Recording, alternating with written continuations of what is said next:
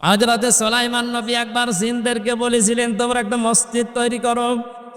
ওরা মসজিদ তৈরি করার পরে এসে কমপ্লিট করে এসে আবার ভাঙ্গা আরম্ভ করেছে। সুলাইমান নবী এসে বলছে কই মসজিদ বলে বানিয়েছিলাম, ভেঙে ফেলিস কেন? আপনি তো বলেননি যে মসজিদ বানানোর পরে কি করা লাগবে, দেখলাম কাজ কাম নেই, কি করব, ভাঙা আরম্ভ করি। সুলাইমান নবী বললেন ঠিক আছে মসজিদ বানাও, কমপ্লিট হয়ে গেলে একটা কাজ করবা, একটা কুকুরের লেজ সোজা করবা। ওরা মসজিদ তৈরি করার পরে চিন্তা করছে দেখি কুকুর কোথায় পাওয়া যায়। কুকুর একটা নিয়ে এসেছে, লেজ ধরে টানাটানি করে সোজা হয়ে যায়, যেই ছেড়ে দেয় আবার যাচ্ছিল তাই। জিনেরা চিন্তা করছে না এভাবে হবে না, তেল নিয়ে আয়, মোবিল নিয়ে আয়, তেল মোবিল দিয়ে টানে লম্বা হয়ে যায়, যেই ছেড়ে দেয় আগে যাচ্ছিল তাই। জিনেরা পরামর্শ করছে এভাবে হবে না, এক কাজ করো একটা বাঁশ নিয়ে আসো, জায়গা মতো বাঁশ দাও, টাইট করে বেঁধে রাখো। 8-10 দিন বেঁধে রাখার পরে যেই ফুলে দিয়েছে আগে যা ছিল তাই। আমি হাসির খোরাকি দেয়নি, বাস্তবতা বাংলাদেশে এখন এইটাই। কোরআনের পাখি 50 বছরের ওপরে কোরআন দিয়ে কথা বুঝিয়েছিল যে কোরআন যেখানে নেই ওখানে গেলে আল্লাহ আপনাকে খারাপ বানিয়ে দেবে। হাজার হাজার আলেমেরা এই কথাটাই বোঝাতে চায় এটা তার বাবার কথা না, এটা আল্লাহ রাসূলের কথা। কিন্তু সাথীর লোকের অবস্থান কি তাকান। আগস্টের 5 তারিখের আগ পর্যন্ত একটা আন্তর্জাতিক জরিপ পেয়েছিলাম, এদেশের 100 জনের মাত্র 15 জন মানুষ চাইতো যে আল্লাহর কোরআন দিয়ে দেশটা চলুক। আগস্টের 5 থেকে আজকে আমি 3 দিনের আগের রিপোর্ট বলছি। 3 দিন আগে আমি একটা রিপোর্ট পেয়েছিলাম আল জাজিরা, ওনারা একটা রিপোর্ট বের করেছে বাংলাদেশ সম্পর্কে। দেশে এখন 100 জনের 58 জন মানুষ চাচ্ছে দেশে ইসলাম কায়েম হোক।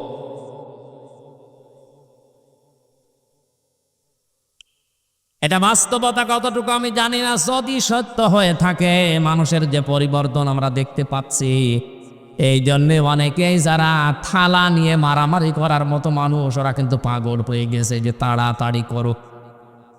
কি তাড়াতাড়ি করো? সময় তো দেবেন নাকি? বিয়ে করার পরে বাসর রাতে দাদি শাশুড়ি গিয়ে বৌমাকে বলছে নাতি বউ তুমি কি করবা আমি জানি না, আমার কিন্তু পতি চাই। শাশুড়ি যে বলছে বৌমা কি করবা জানি না, আমার নাতি চাই। দেবর যে বলছে ভাবি আমার ভাতিজা চাই। স্বামী এসে বলছে বউ কি করবা আমি জানি না, আমার বেবি চাই। বউ আর মাথা তুলে বলছে তোমরা কি পাগলের বংশ? কেবল বিয়ে করে আসলাম, এখনো বাসর হয়নি, কিছুই করনি। 10 মাস 10 দিন সময় দিবা, তারপরে কারো বেবি, কারো ভাতিজা, কারো নাতি, কারো পতি সব আমি দেব। কথা বলে না কেন? কিছুই করলে না, কেবল বসে আছি। আর কেউ এসে বেবি চাও, কেউ নাতি চাও, কেউ ভাতিজা চাও, আমাকে ডাউনলোড করে দিয়ে আসবো।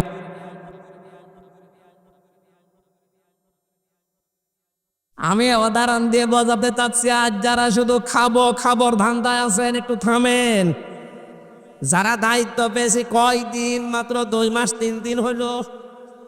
এক কথা বলে না কেন?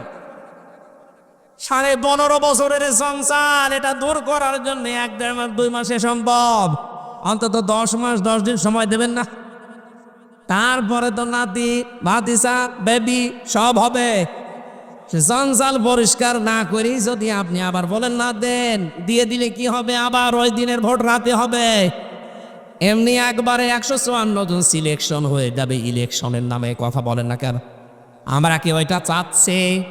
না, ওইটা আর আমরা ফেরত চাই না। বৈষম্য বিরোধী ছাত্র আন্দোলনে যে 9টা দফা ছিল, যারা জীবন দিয়েছে তাদের উদ্দেশ্য তাকান আপনি, তারা চেয়েছে দেশে যত বৈষম্য সব দূর হবে। এই 15.5 বছরে বৈষম্যের শিকার হয়ে হাজারো মানুষ তাদের এই চেয়ারে বসতে পারে নাই। ব্যারিস্টার আরমান এবং আমান আজমি ভাই, এদেশের রাষ্ট্রের সর্বোচ্চ জায়গা যেটা, সেনাবাহিনীর প্রধান হওয়ার যোগ্যতা রাখত আমান আজমি।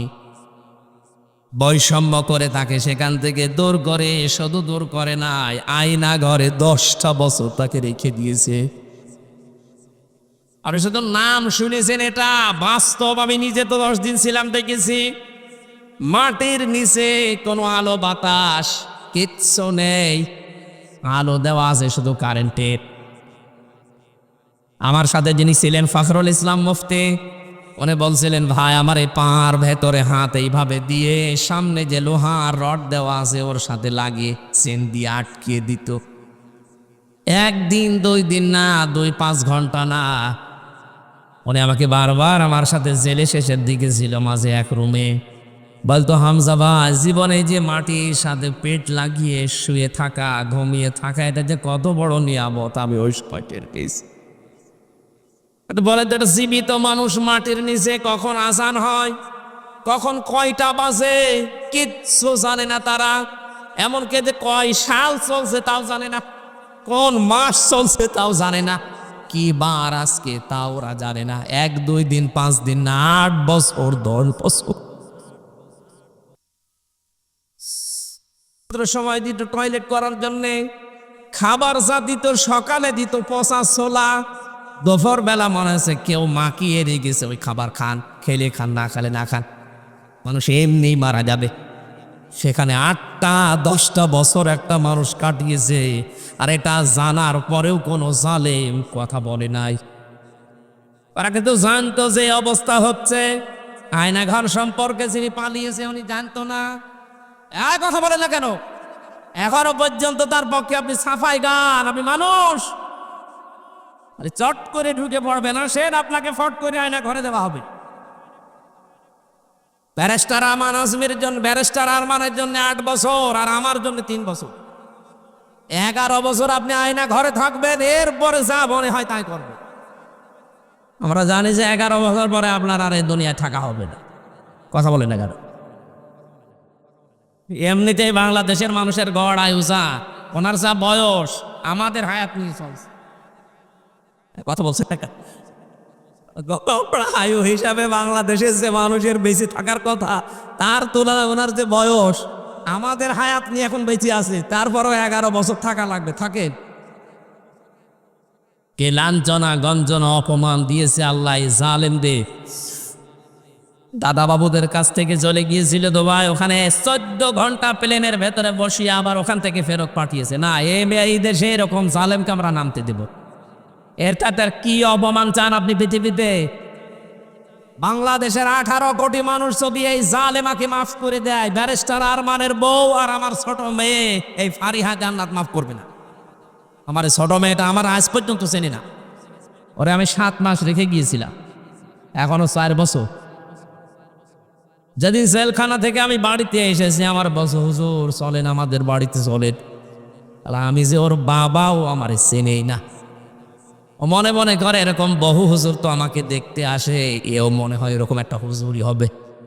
কারণ 3 বছর আমি জানি না, এখানে যোগাযোগ বিচ্ছিন্ন ছিলাম। আপনি এরপরও সাফাই গান যে কি করেছে, তার বিদায় নেওয়া লাগলো, কি করেছে আপনি টের পাচ্ছেন না?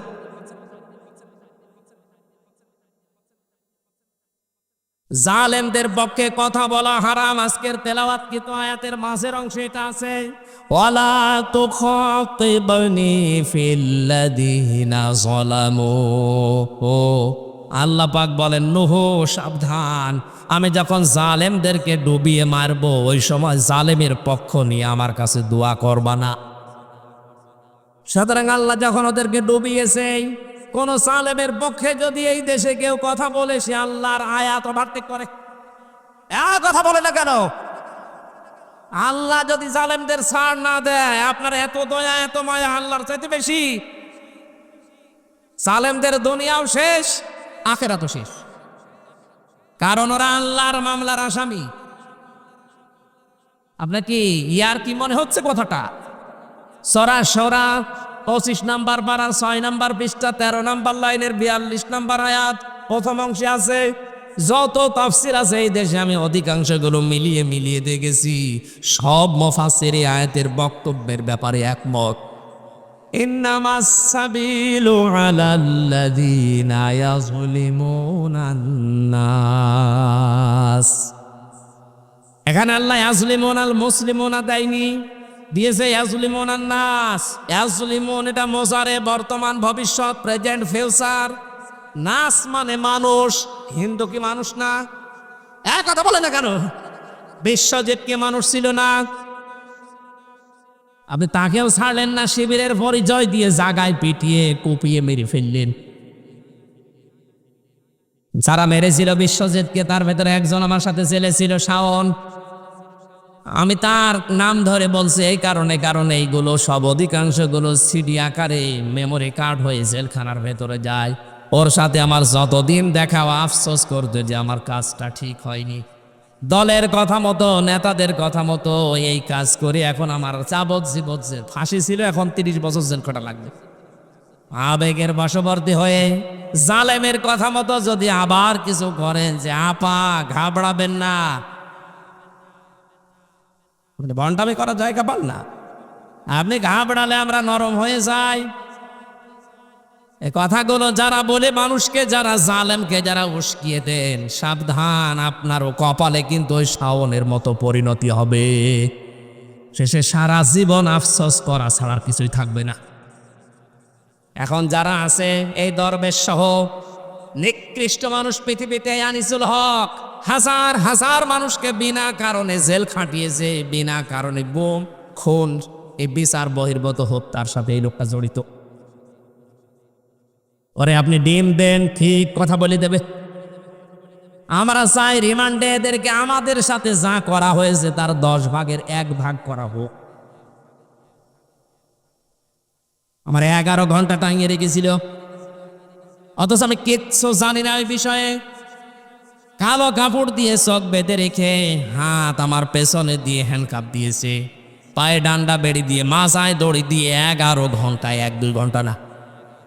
আমি জোহর, আসর, মাগরিব, এশার নামাজ পড়ি না, ইশারায় করেছি, কারণ আমি জানি না যে নামাজের সময় কিনা। মাটির নিচে ওরা নিজেরাই মাঝে মাঝে বলতো, হুজুর আপনার কোনো দোষ নেই, আমরা জানি, এগুলো করেন কেন?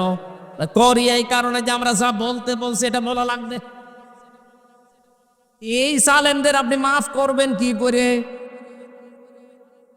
আগস্টের 5 তারিখের কয়েকদিন পরে আমার মামলা উঠেছিল। আদালত মামলাটা হাতে নিয়ে বলছে, জজ সাহেব যে এ মামলা কি দেখে বিচার করবো, এর ভেতরে তো কোনো মাল নেই, যা সব খারিজ করে দিয়েছে, বেকসুর খালাস। তার মানে আদালত কর্তৃক প্রমাণিত যে আমি নির্দোষ, আমার কোনো দোষ নেই। কথা বলি না কেন? তাহলে আমি নির্দোষ, আমাকে 3টা বছর আপনি আটক রাখলেন। আমার মতো কত আলেম এখনো পর্যন্ত জেলে, কেউ 10 বছর, 11 বছর, 15 বছর, 22 বছর পর্যন্ত আমি দেখেছি। আলেমদেরকে আপনি সেই কারণ নিয়ে ধরেছেন, যেই নাম নিয়ে আপনি এদেরকে ধরেন, জঙ্গিবাদের তকমা দিয়ে, মৌলবাদের তকমা দিয়ে, এইটা ফেরি করেই তো 15-15.5 বছরে হাজারো মায়ের বুক খালি করেছেন। এখনো দেখছি অনেকেই ফাঁদে পা দেওয়ার চেষ্টায় আছেন, আপনি থামেন। মুসলমানদেরকে আপনি মৌলবাদ বলেন কোন কারণে? এক কথা বলে না কেন? মুসলমানদেরকে মৌলবাদ বললে এই দেশে 96 ভাগ মুসলমান সবাই মৌলবাদ। আপনি যদি বলেন যে মৌলবাদ মৌলবাদ, এইটা যদি ফেরি করে 15.5 বছর এত অত্যাচার করতে পারে ওদের ইশারা মতো, আপনি যদি আবার ওদেরকে ফাঁদে ফাঁদ দিয়ে এই কাজ করেন, আবারও হাজারো মায়ের বুক খালি হবে। আমাদের জীবন থাকতে এই শব্দ আমরা মেনে নেব না। যারা ভুল করছেন আমরা আশা করছি আপনারা শুধরিয়ে নেবেন। আমি চাই আমার মামলার আয়ু থেকে শুরু করে যতগুলো মানুষ সেই টপটপতনের সাথে জড়িত, আমি যেহেতু নির্দোষ প্রমাণ হয়ে গেছে আদালত কর্তৃক, আমি প্রত্যেকের এরকম 3 বছর ফাঁসির কন্ডেম ছেলে দেখতে চাই। এই শয়তানগুলো এখন এদের যে আচরণ, এদের যা অবস্থা, এখনো পর্যন্ত কোনো জালেম যদি শুধরায় না শুধরিয়ে এভাবেই চলতে থাকে, তাদের অবস্থা কয়েকদিন পরে ঠিক ওদের ওই দাদা বাবাদের মতোই হবে। এই জন্য সাবধান করলাম। আমি যে উদাহরণগুলো দিলাম শাওনের, আনিসুল হকের, দরবেশ বাবার, এমনি দেয়নি, এগুলো সব দেখা যাচ্ছে, আর আমি নিজে দেখিয়ে এসেছি। এই জন্য জালেমদের পক্ষে কোনো সাফাই গাবেন না, কারণ তারা আল্লাহর মামলার আসামি। ইন্নামাস সাবিলু আলাল্লাযিনা ইয়াজলিমুনান নাস, অবশ্যই আমি আল্লাহ মামলা দায়ের করব জালেমদের বিরুদ্ধে। জালেমদের বিরুদ্ধে মামলা দায়ের করবে কে? সুতরাং যিনি পালিয়েছেন 850 বছর আগে তার দাদা পালিয়েছিল, লক্ষণ সেন। পৃথিবীর ইতিহাসে 850 বছর কেউ পালিয়ে যায়নি, আর এই পালিয়ে গেল তার নাতি। এক কথা বলে না কেন? উনি সহ যারাই ছিলেন এ দেশের 1628টা চেয়ার ছিল মেন চেয়ার রাষ্ট্রের দায়িত্ব পালন করার জন্য। এই 1628টা চেয়ারে যারাই ছিল সবগুলো জানে, সবগুলো। আমার যারা দায়িত্বে ছিল, আমি তো নিজেরটা নিজে বলছি, কাউন্টার টেররিজমে আসাদুজ্জামান থেকে শুরু করে যেই কয়টা ছিল প্রত্যেকটা জানে, কারণ জেনে শুনে জুলুম করতো ওরা।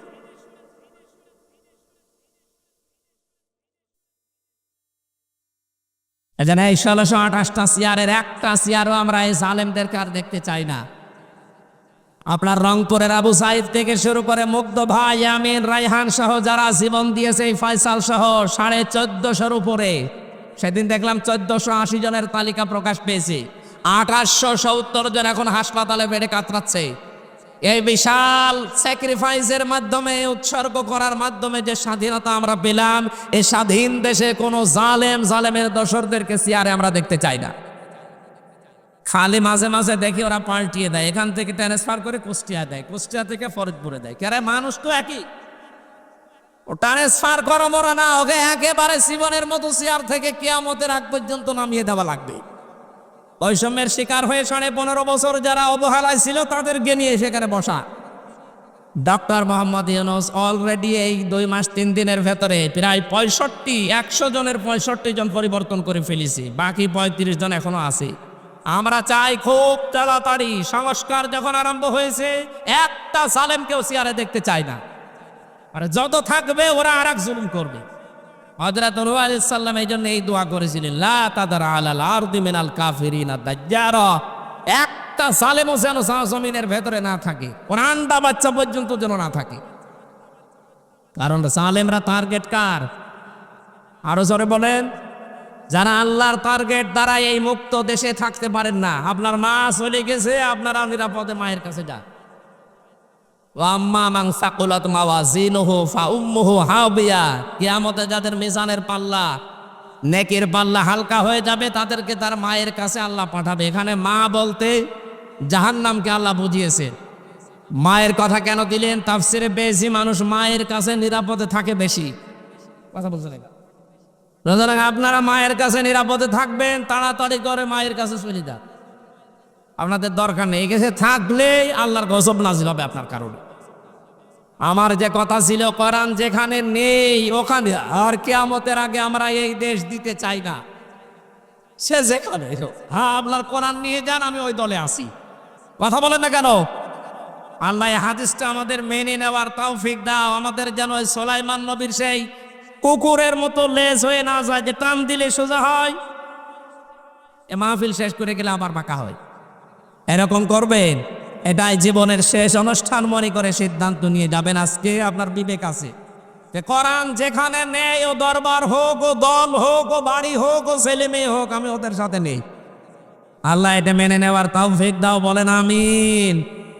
এ মানুষগুলোকে আমি আল্লাহ আদেশ দিয়েছিলাম, এ আদেশগুলো জানার পরে, দেখার পরে, বোঝার পরে যারা ভুলে গিয়েছিল আমার নির্দেশ, যখন আল্লাহর নির্দেশ জানার পরে মানুষ ভুলে যায়, ওই মানুষগুলোর জন্য যত আরামদায়ক বিষয় আছে দিনের পরে দিন আল্লাহ খুলতে থাকে। ফাতাহনা আমি আল্লাহ নিজে খুলে দেয়। এখানে ফাইল সরাসরি আল্লাহ, আবু বা বাবের বহু বচন, যত রকমের আনন্দের বিষয় দুনিয়ায় আছে এগুলো সব আমি আল্লাহ একটার পর একটা খুলতে থাকি। এখানে আমার প্রশ্ন 2টা। একদিকে আল্লাহর আদেশ জানার পরে মানুষ অবাধ্য হয়ে যায়, মানুষ আল্লাহকে মানে না, তার বিধানগুলো জানার পরও ভুলে গেছে। তাকে শাস্তি দেওয়ার দরকার ছিল মনিব হিসাবে, অথচ আল্লাহ পাক তার যত নিয়ামত আছে সব তাদের জন্য বাড়াতে থাকে। কারণ কি? কারণ হচ্ছে এ মানুষের পৃথিবীর ময়দানে যখন আল্লাহর আদেশ ভুলে নিজের মন মতো জীবন চালাতে গিয়ে জুলুম, অত্যাচার, নির্যাতনের পথ বেছে নেয়। ইন্নামা নুমলি লাহুম খায়রুল লিআনফুসিহিম ইন্নামা নুমলি লাহুম লিয়াজদাদু ইসমা ওয়া লাহুম আযাবুম মুহিন। আল্লাহ পাক বলেন সূরা আলে ইমরানে আছে, এই মানুষগুলোকে আমি আল্লাহ পাওয়ার ক্ষমতা, টাকা পয়সা, প্রভাব, প্রতিপত্তি, নিয়ামতগুলো বাড়িয়ে দেই কেন জানো? আমি চাই যে এদের পাপের বোঝা যেন পরিপূর্ণ হয়ে যায়। আমরা তো 15.5 বছরে ঠিক এইটাই দেখেছি। 2006 সালের 28 এই যে মাস চলছে, এই অক্টোবরের 28 তারিখে যে দল কিছুদিন আগে পালিয়েছে, এরা যে ঘটনা ঘটিয়েছিল, পৃথিবীতে আমি বহু ইতিহাস পড়েছি, শুনেছি। 28 অক্টোবর যে ঘটনা ঘটেছিল 2006 সালে, এটা কোনোদিন শুনিও নাই, কোনোদিন দেখিও না। জীবিত মানুষ পিটিয়ে হত্যা করার পরে তার লাশের ওপরে ড্যান্স দিতে পারে, এটা পৃথিবীর ইতিহাসে ছিল না। 6 সালে শুরু হয়েছে। বেশি বলে ফেললাম। এবছরের পরে আমি একবার মাহফিল শেষ করে যাচ্ছিলাম, বাসের পেছে বসে আছি, পেছনে ড্রাইভারের। রাস্তার মাঝে দেখে একটা কুকুর পড়ে আছে। ড্রাইভার সাহেব কুকুরের উপর দিয়ে না, ড্রাইভার আমারে বলে, হুজুর আপনি দেখেন না একটা মরা কুকুর পড়ে আছে, আমি ডবল করে ওর গার উপর দিয়ে চাকা চালিয়ে দেব, আমার বিবেক নেই। আমি বললাম তো মরা কুকুর, ওকে আবার মারলে কি আর না মারলে কি?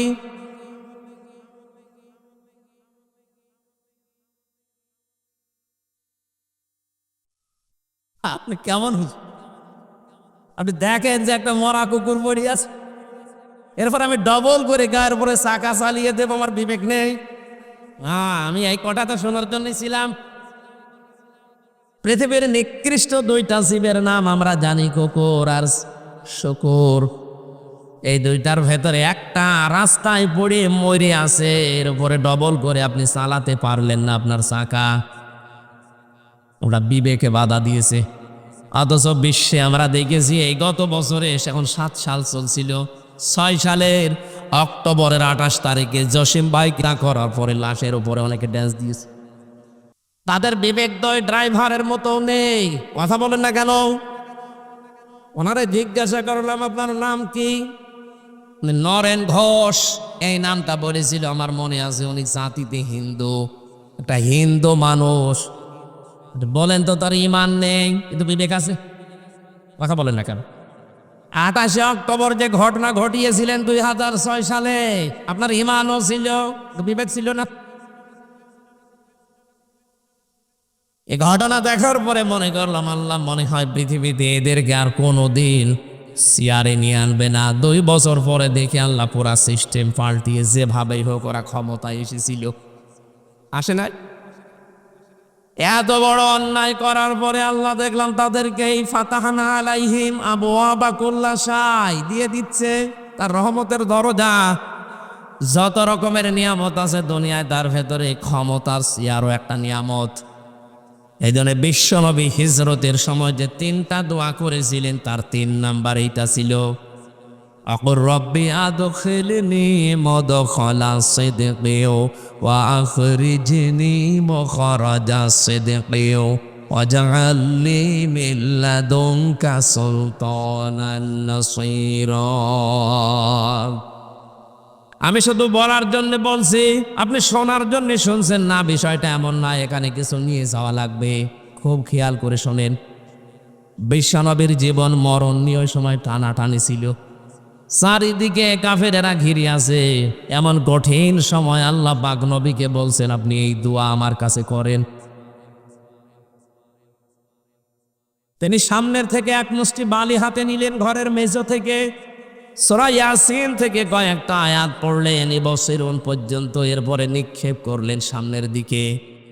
আল্লাহ পরবর্তীতে তাকে জানিয়েছেন, ওমা রমাইতা ইয রমাইতা ওয়ালাকিন্নাল্লাহা রমা। হে নবী, আপনি তো শুধু বালির সামনের দিকে নিক্ষেপ করেছিলেন, ঘরের সামনে যারা ছিল এদের কয়েকজনের চোখে বালি যাওয়ার কথা। চারিদিকে তো এরা 22 জন দাঁড়িয়ে আছে, এদের চোখের ভেতরে এই বালি বসিয়ে দেওয়ার দায়িত্ব আপনি পালন করেননি, ওটা করেছিল আমি আমার আল্লাহর কুদরত।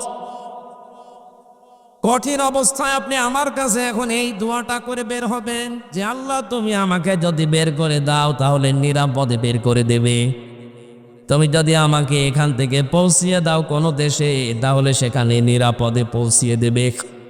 3 নম্বরে ওখানে যে আমি শুধু নিরাপদেই থাকবো তা না, এমন একটা রাষ্ট্র ক্ষমতা আমারে দিয়েও যার ভেতরে তোমার সাহায্য থাকে। পৃথিবীর ইতিহাস পর্যালোচনা করলে এইটাই বোঝা যায়।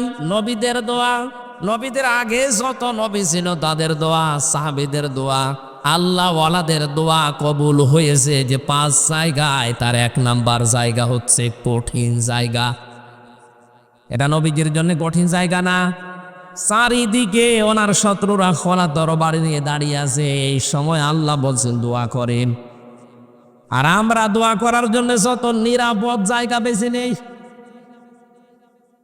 আমি ভেতরে নামলাম না, আপনি বুঝতে পেরেছেন? দোয়া করার জন্য 5টা জায়গায় দোয়া কবুল হয় 5 সময়, তার ভেতরে কঠিন সময় যখন চলে জীবনের, এই সময় দোয়া করলে কবুল হয়। নবীজির যেহেতু জীবন মরণ নিয়ে টানাটানি চলছে, বিশ্ব নবীকে আল্লাহ বলেন আপনি এখন আমার কাছে এই দোয়াগুলো করেন। আমার মনে হয় 1500 বছর আগে মুহাম্মদুর রাসূলুল্লাহর সাথে হিজরতের সময় যে কঠিন পরিস্থিতি ছিল, 2024 সালের 5 আগস্টের আগ পর্যন্ত আমাদের ওপর ওই অবস্থায় ছিল। দোয়া করেছিল বহু মুসলিম মানুষ। জেলখানায় আমি 3টা বছর বিনা কারণে ফাঁসির কন্ডেম সেলের ভেতরে ধুকে ধুকে দিন কাটিয়েছি। আমি দেখেছি বহু মজলুম মানুষ রাতের বেলা তাহাজ্জুদ পড়তে যখন উঠতাম, আহ করে একটা আওয়াজ দিত। পাশের জেলা ঠাকুরগাঁর একজন পিডিআরকে পেয়েছিলাম, এর আওয়াজটা শুনলেই মনে হচ্ছে আল্লাহর আরশে চলে গেছে। 14 বছর বিনা কারণে পড়ে আছে, কিচ্ছু জানে না লোকটা। কোরআন শরীফ হাতে নিয়ে মাথায় নিয়ে বলতো হুজুর আমি কথা পাতাইতে কাবার দিকে মুখ করে বলতে পারি, আর 1 মাস পরে আমার রিটায়ার্ড হয়ে যাবে, আমি কোন কারণে ওই ঝামেলায় যাব? আমি কিচ্ছু জানি না, অথচ বিনা কারণে আজ 14 বছর আমি পড়ে আছি। এই যে জুলুম, নির্যাতন, অত্যাচার, এই মাসলুমের যে কথাগুলো আল্লাহ রাব্বুল আলামিনের নবীর মাধ্যমে জানিয়েছেন, ইত্তাকি দাওয়াতাল মাসলুম ফাইন্নাহা লাইসা বাইনাহু ওয়া বাইনাল্লাহি হিজাব। হে পৃথিবীর মানুষেরা, মাজলুমের বরদোয়া থেকে বেঁচে থাকবা। তোমরা যাই মনে করো না কেন, মাজলুম যত ছোট হোক না কেন, ওই লোকটার আমি আল্লাহর মাঝে কোনো হিসাব, কোনো পর্দা থাকে না। ও কিছু বললেই আরো সে চলে যায়। 15.5 বছরে মানুষের আহাজারি, দুঃখ, কষ্ট, হতাশার যে একটা দীর্ঘ নিঃশ্বাস আমি নিজে দেখেছিলাম, এই কথাগুলো আল্লাহর আরশে চলে গেছে। এই জন্য আল্লাহ ধরেছি। নাইতে 15.5 বছর তো চেষ্টা এদেশের বহু মানুষ করেছে, কিছুই করতে পারেনি। অথচ ছাত্র কি করতে পারে? তারা তাদের ক্ষমতা নেই, পাওয়ার নেই, টাকা পয়সা নেই, অস্ত্র শস্ত্র নেই, খালি হাতে। আমার তো মনে হচ্ছিল 2024 সালের 5 আগস্ট আল্লাহ পাক ছাত্র ছাত্রীদের সাথে আবাবিল পাঠিয়ে দিয়েছে।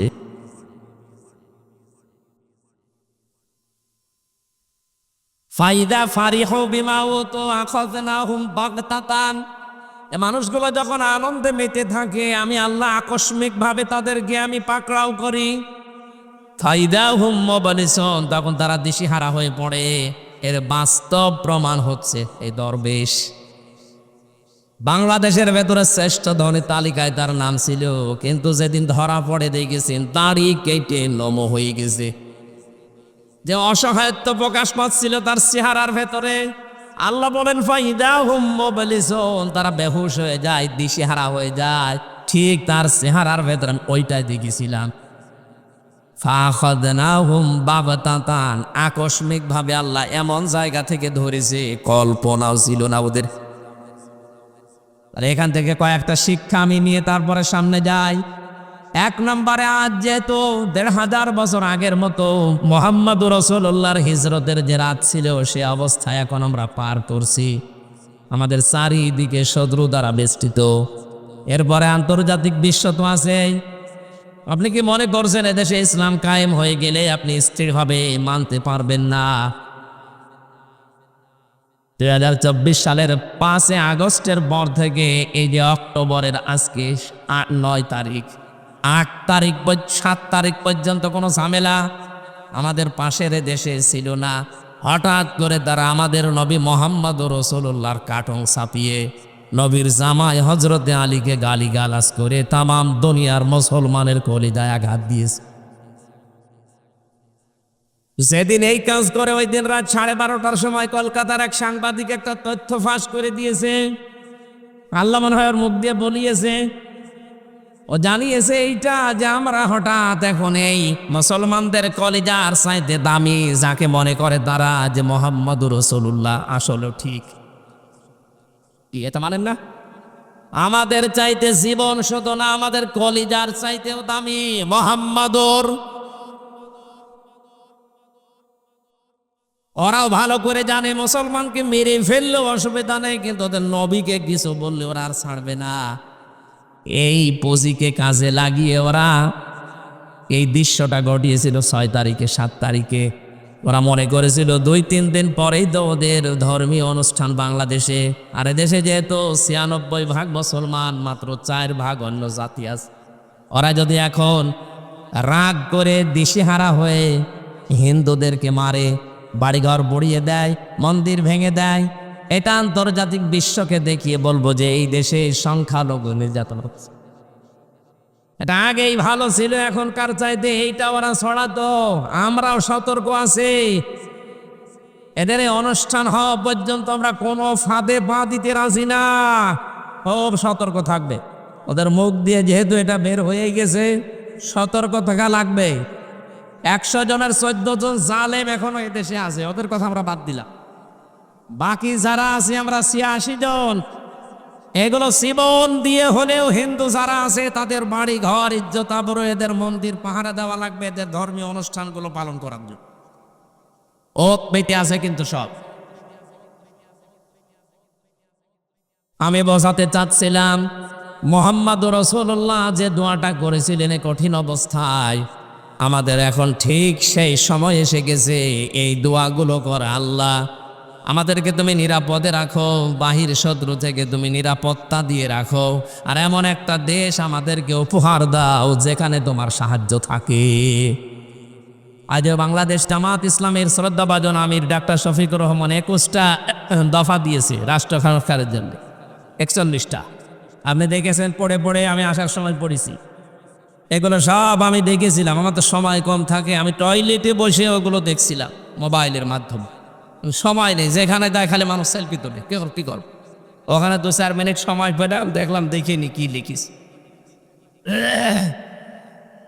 বাস্তবতা এইটাই, নবীজি যা করেছিলেন এই সিস্টেমে যদি কেউ রাষ্ট্র ক্ষমতা চায় যে আল্লাহ তুমি এমন একটা রাষ্ট্র দাও যেখানে তোমার সাহায্য থাকে, কারণ আল্লাহর সাহায্য না নিয়ে রাষ্ট্র চালানো সম্ভব না। এই জন্য ডাক্তার শফিকুর রহমান বক্তব্য দিতে গেলেই দেখবেন শুকরিয়া জানায়, কৃতজ্ঞতা জানায় আগে আল্লাহকে। আপনি দেখেননি? আমি তো যতবার দেখি ওনার আলোচনা, দেখলে আগে সব কৃতিত্ব আল্লাহ। এক কথা বলছে না কেন? যারা এই আনন্দে মেতেছিল আল্লাহ তাদেরকে এমন ভাবে ধরেছিলেন, এই মানুষগুলোকে হোশ ফেরার সময় আল্লাহ দেয়নি, তারা হতাশ হয়ে গেছে। কি হলো কি হলো? ফাকতিয়া দাবিরুল কওমিল্লাযিনা যালামু, আল্লাহ পাক বলেন ফাকতিয়া। আলেম যারা আছে জিজ্ঞাসা করেন, আমি আল্লাহ নিজে কেটে দিয়েছি ফাকতিয়া দাবিরুল কওমিল্লাযিনা যালামু, জালেমদের যত শিকড় আছে সব কেটে ফেলা হয়ে গেছে। আগস্টের 5 তারিখের পর থেকে এখন দেখা যাচ্ছে জালেমরা মাথা উঁচু করে বের হবে সেরকম জায়গাও পাচ্ছে না। কিছু আশার সঞ্চার করে বুকে সাহস নিয়ে বের হতে যায়, তখনই ধরা খায়। কারণ 15.5 বছরে যত অপকর্ম করেছে, ওর এক পাল্লায় দিয়ে অপকর্ম আর এক পাল্লায় দিলে কিয়ামতের আগে পাল্লা উঠবে না, এত অপকর্ম করেছে। 36,000 কোটি টাকা একজন দরবেশ, কত বড় দাড়ি দেখেছেন তার, মাথার চুল থেকে শুরু করে নিচ পর্যন্ত সব সাদা।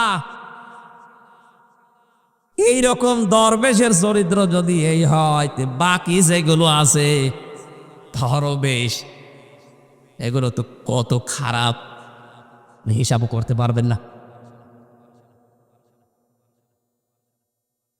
দিনাজপুরবাসী আমি খেয়াল করার জন্য বলছি, ক্ষমতা পেয়ে যারা আনন্দ করেছিলেন ওটা আনন্দের বিষয় না। আনন্দ করা যায় শুধু কোরআন কেন্দ্রিক ক্ষমতা নিয়ে।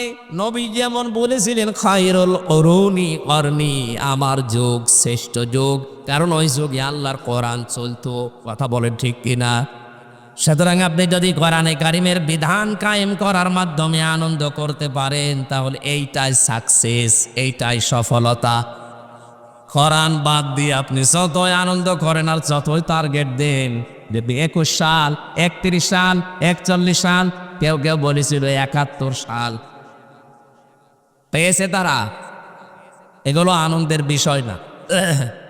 আনন্দের বিষয় হচ্ছে পৃথিবীতে কোরআনের সাথে যে সম্পর্ক রাখবে এইটা। আজকের এই অনুষ্ঠানের সম্পর্ক হামজার সাথে না কোরআনের সাথে? তারা এখানে না থেকে যদি হামজা না হামজার বাবাও আসতো, আপনি আসতেন? কথা বলেন না কেন? সুতরাং আজকের এই সম্পর্ক যেহেতু কোরআনের সাথে, এখন থেকে সিদ্ধান্ত নেওয়া লাগবে, মানিত্তাবাআল হুদা বিগাইরিল কোরআন আদাল্লাহুল্লাহ। তিরমিজি শরীফের হাদিস। নবীজি বলেন, যেখানে কোরআন নেই ওই জায়গায় যদি কোনো মানুষ ভালো হওয়ার নিয়তেও চায়, আল্লাহ নিজে দায়িত্ব নিয়ে তাকে গোমরা বানিয়ে দেয়। শব্দটা খেয়াল করেন যারা আলেম আছেন, আদাল্লাহুল্লাহ, আদাল্লাহ ইউদিল্লু বাবে ইফআল।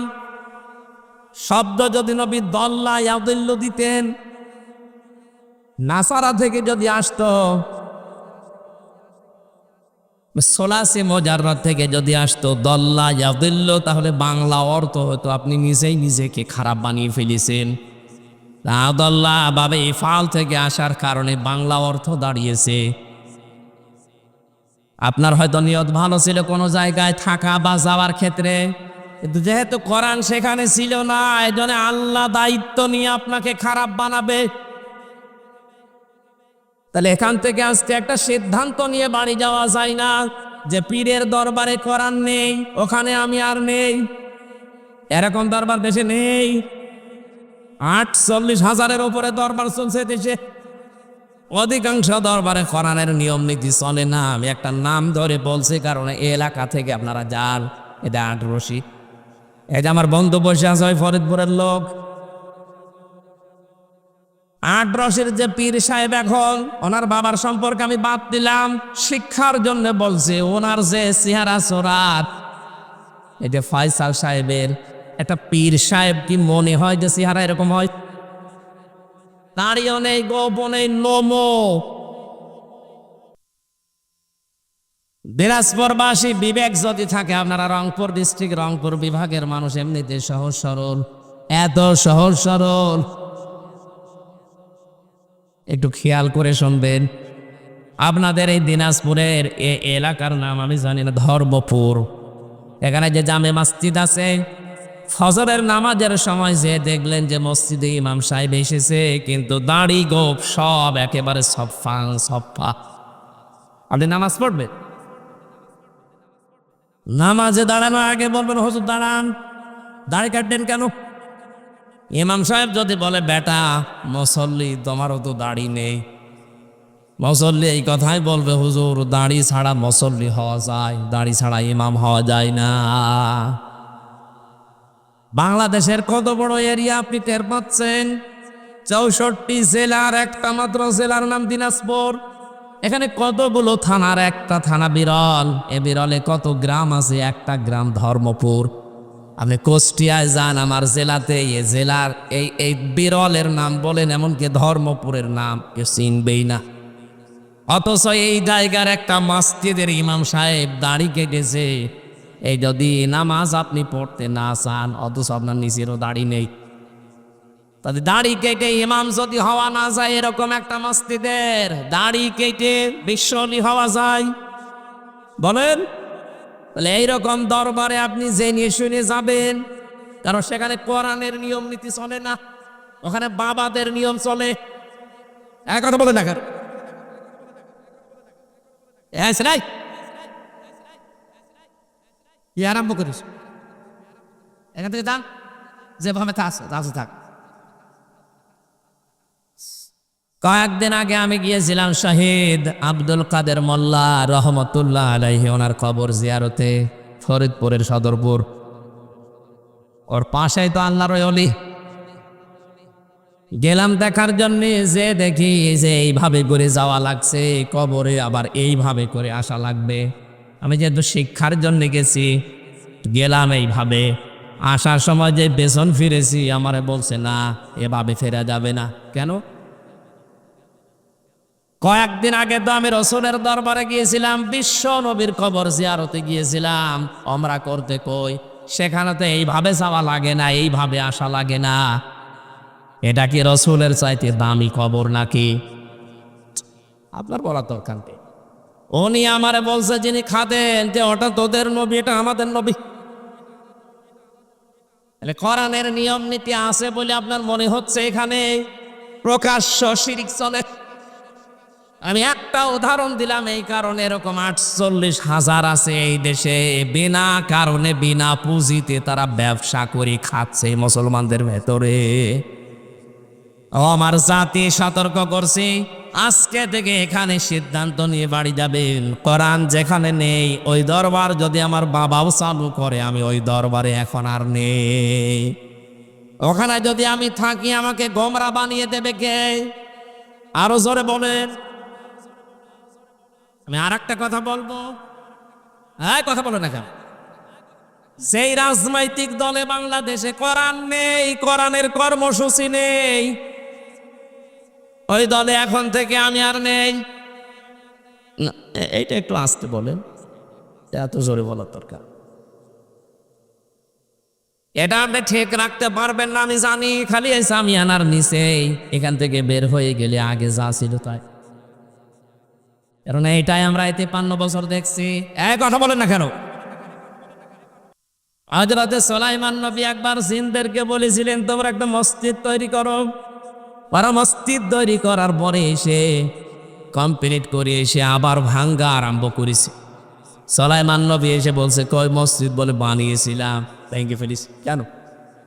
আপনি তো বলেননি যে মসজিদ বানানোর পরে কি করা লাগবে, দেখলাম কাজ কাম নাই, কি করব, ভাঙা আরম্ভ করি। সুলাইমান নবী বললেন, ঠিক আছে মসজিদ বানাও, কমপ্লিট হয়ে গেলে একটা কাজ করবা, একটা কুকুরের লেজ সোজা করবা। ওরা মসজিদ তৈরি করার পরে চিন্তা করছে, দেখি কুকুর কোথায় পাওয়া যায়। কুকুর একটা নিয়ে এসেছে, লেজ ধরে টানাটানি করে, সোজা হয়ে যায়, যেই ছেড়ে দেয় আবার যা ছিল তাই। জিনেরা চিন্তা করছে, না এভাবে হবে না, তেল নিয়ে আয়, মোবিল নিয়ে আয়, তেল মোবিল দিয়ে টানে, লম্বা হয়ে যায়, যেই ছেড়ে দেয় আগে যা ছিল তাই। জিনেরা পরামর্শ করছে, এভাবে হবে না, এক কাজ করো, একটা বাঁশ নিয়ে আসো, জায়গা মতো বাঁশ দাও, টাইট করে বেঁধে রাখো। 8-10 দিন বেঁধে রাখার পরে যেই খুলে দিয়েছে আগে যা ছিল তাই। আমি হাসির খোরাকি দেয়নি, বাস্তবতা বাংলাদেশে এখন এইটাই। কোরআনের পাখি 50 বছরের ওপরে কোরআন দিয়ে কথা বুঝিয়েছিল যে কোরআন যেখানে নেই ওখানে গেলে আল্লাহ আপনাকে খারাপ বানিয়ে দেবে। হাজার হাজার আলেমেরা এই কথাটাই বোঝাতে চায়, এটা তার বাবার কথা না, এটা আল্লাহ রাসূলের কথা। কিন্তু সাথীর লোকের অবস্থান কি তাকান। আগস্টের 5 তারিখের আগ পর্যন্ত একটা আন্তর্জাতিক জরিপ পেয়েছিলাম, এদেশের 100 জনের মাত্র 15 জন মানুষ চাইতো যে আল্লাহর কোরআন দিয়ে দেশটা চলুক। আগস্টের 5 থেকে আজকে, আমি আজ 3 দিনের আগের রিপোর্ট বলছি, 3 দিন আগে আমি একটা রিপোর্ট পেয়েছিলাম আল জাজিরা, ওনারা একটা রিপোর্ট বের করেছে বাংলাদেশ সম্পর্কে। দেশে এখন 100 জনের 58 জন মানুষ চাচ্ছে দেশে ইসলাম কায়েম হোক।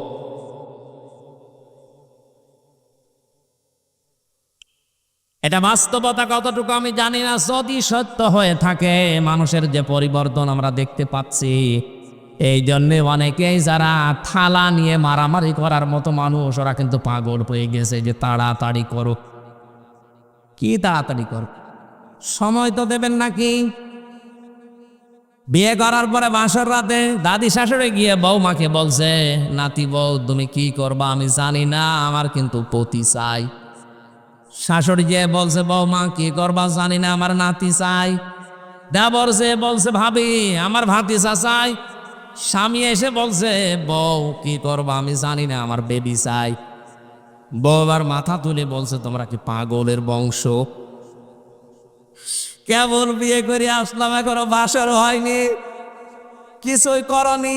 10 মাস 10 দিন সময় দিবা, তারপরে কারো বেবি, কারো ভাতিজা, কারো নাতি, কারো পতি সব আমি দেব। কথা বলে না কেন? কিছুই করলে না, কেবল বসে আছি। আর কেউ এসে বেবি চাও, কেউ নাতি চাও, কেউ ভাতিজা চাও, আমি কি ডাউনলোড করে দিয়ে আসবো?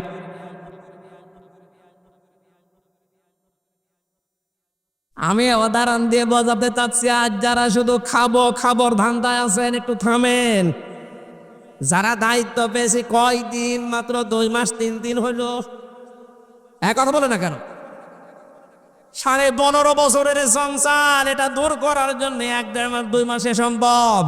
অন্তত 10 মাস 10 দিন সময় দেবেন না? তারপরে তো নাতি ভাতিজা বেবি সব হবে।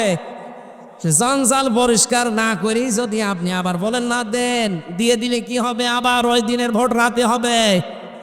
এমনি একবারে 154 জন সিলেকশন হয়ে যাবে ইলেকশনের নামে। কথা বলেন না কেন? আমরা কি ওইটা চাচ্ছি? না, ওইটা আর আমরা ফেরত চাই না। বৈষম্য বিরোধী ছাত্র আন্দোলনে যে 9টা দফা ছিল, যারা জীবন দিয়েছে তাদের উদ্দেশ্য তাকান আপনি, তারা চেয়েছে দেশে যত বৈষম্য সব দূর হবে। এই 15.5 বছরে বৈষম্যের শিকার হয়ে হাজারো মানুষ তাদের এই চেয়ারে বসতে পারে নাই। ব্যারিস্টার আরমান এবং আমান আজমি ভাই, এদেশের রাষ্ট্রের সর্বোচ্চ জায়গা যেটা, সেনাবাহিনীর প্রধান হওয়ার যোগ্যতা রাখত আমান আজমি। বৈষম্য করে তাকে সেখান থেকে দূর করে, শুধু দূর করে নাই, আয়না ঘরে 10টা বছর তাকে রেখে দিয়েছে। আপনি শুধু নাম শুনেছেন, এটা বাস্তব। আমি নিজে তো 10 দিন ছিলাম, দেখেছি। মাটির নিচে কোনো আলো বাতাস কিচ্ছু নেই, আলো দেওয়া আছে শুধু কারেন্টের। আমার সাথে যিনি ছিলেন ফখরুল ইসলাম মুফতি, উনি বলছিলেন, ভাই আমার এই পার ভেতরে হাত এইভাবে দিয়ে সামনে যে লোহার রড দেওয়া আছে ওর সাথে লাগিয়ে চেন দিয়ে আটকিয়ে দিত। 1 দিন 2 দিন না, 2-5 ঘন্টা না। উনি আমাকে বারবার আমার সাথে জেলে শেষের দিকে ছিল মাঝে এক রুমে, বলতো, হামজা ভাই জীবনে যে মাটির সাথে পেট লাগিয়ে শুয়ে থাকা, ঘুমিয়ে থাকা, এটা যে কত বড় নিয়ামত আমি ওই সময় টের পেয়েছি। বলে তো, জীবিত মানুষ মাটির নিচে কখন আজান হয়, কখন কয়টা বাজে কিচ্ছু জানে না তারা।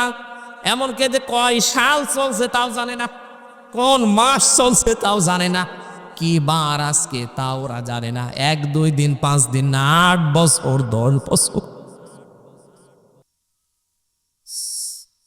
সময় দিত টয়লেট করার জন্যে। খাবার যা দিত, সকালে দিত পচা ছোলা, দুপুর বেলা মনে হচ্ছে কেউ মাখিয়ে রেখেছে ওই খাবার খান, খেলে খান, না খেলে না খান, মানুষ এমনি মারা যাবে। সেখানে 8টা-10টা বছর একটা মানুষ কাটিয়েছে, আর এটা জানার পরেও কোনো জালেম কথা বলে নাই।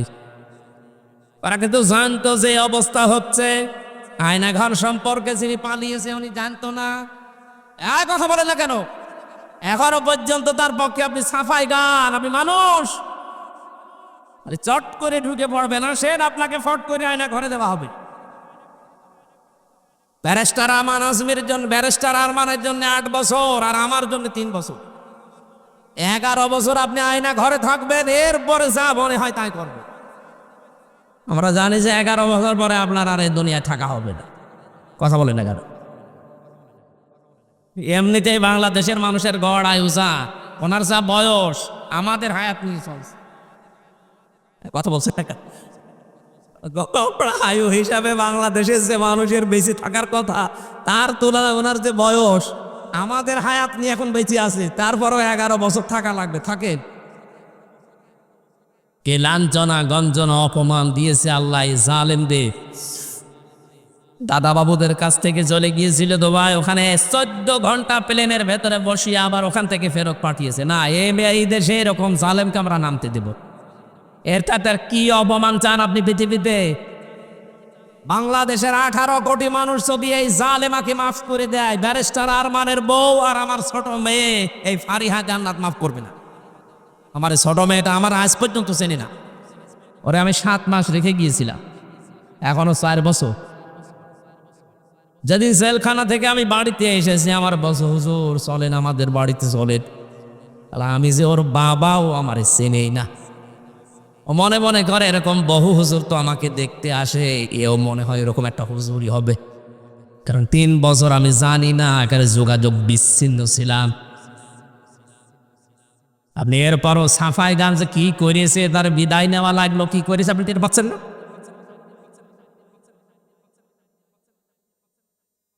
জালেমদের পক্ষে কথা বলা হারাম। আজকের তেলাওয়াতকৃত আয়াতের মাঝের অংশে এটা আছে, ওয়ালা তুখাতিবনি ফিল্লাযিনা যালামু। ও আল্লাহ পাক বলেন, নূহ সাবধান, আমি যখন জালেমদেরকে ডুবিয়ে মারবো ওই সময় জালেমের পক্ষ নিয়ে আমার কাছে দোয়া করবা না। সুতরাং আল্লাহ যখন ওদেরকে ডুবিয়েছে, কোন জালেমের পক্ষে যদি এই দেশে কেউ কথা বলে সে আল্লাহর আয়াত ওভারটেক করে। কথা বলে না কেন? আল্লাহ যদি জালেমদের ছাড় না দেয়, আপনার এত দয়া এত মায়া আল্লাহর চাইতে বেশি। জালেমদের দুনিয়াও শেষ, আখিরাতও শেষ, কারণ ওরা আল্লাহর মামলার আসামি। আপনার কি ইয়ার কি মনে হচ্ছে কথাটা? সূরা সূরা 25 নম্বর পারা 6 নম্বর পৃষ্ঠা 13 নম্বর লাইনের 42 নম্বর আয়াত প্রথম অংশে আছে। যত তাফসীর আছে এই দেশে আমি অধিকাংশগুলো মিলিয়ে মিলিয়ে দেখেছি, সব মুফাসসির এই আয়াতের বক্তব্যের ব্যাপারে একমত। ইন্নামাস সাবিলু আলাল্লাযীনা ইয়াযলিমুনান নাস।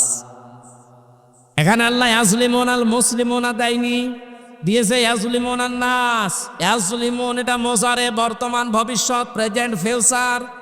নাস মানে মানুষ। হিন্দু কি মানুষ না? এক কথা বলে না কেন? বিশ্বজিৎ কি মানুষ ছিল না? আপনি তাকেও ছাড়লেন না, শিবিরের পরিচয় দিয়ে জাগায় পিটিয়ে কুপিয়ে মেরে ফেললেন। যারা মেরেছিল বিশ্বজিৎকে তার ভেতরে একজন আমার সাথে জেলে ছিল, শাওন।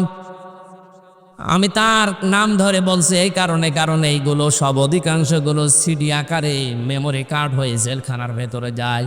ওর সাথে আমার যতদিন দেখা, আফসোস করতে যে আমার কাজটা ঠিক হয়নি। দলের কথা মতো, নেতাদের কথা মতো এই কাজ করে এখন আমার যাবজ্জীবন ফাঁসি ছিল, এখন 30 বছর জেল খাটা লাগবে।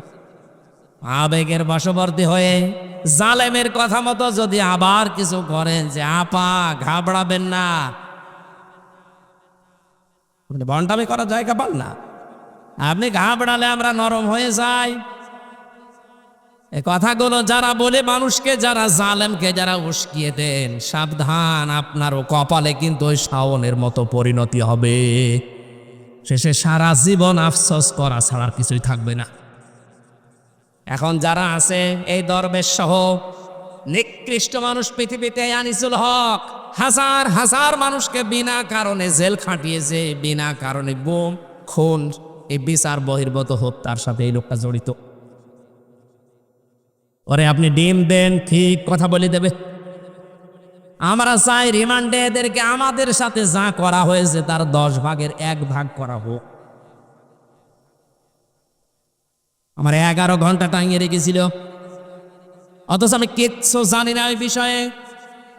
কালো কাপড় দিয়ে চোখ বেঁধে রেখে হাত আমার পেছনে দিয়ে হ্যান্ডকাপ দিয়েছে, পায়ে ডান্ডা বেড়ি দিয়ে, মাথায় দড়ি দিয়ে 11 ঘন্টায়, 1-2 ঘন্টা না।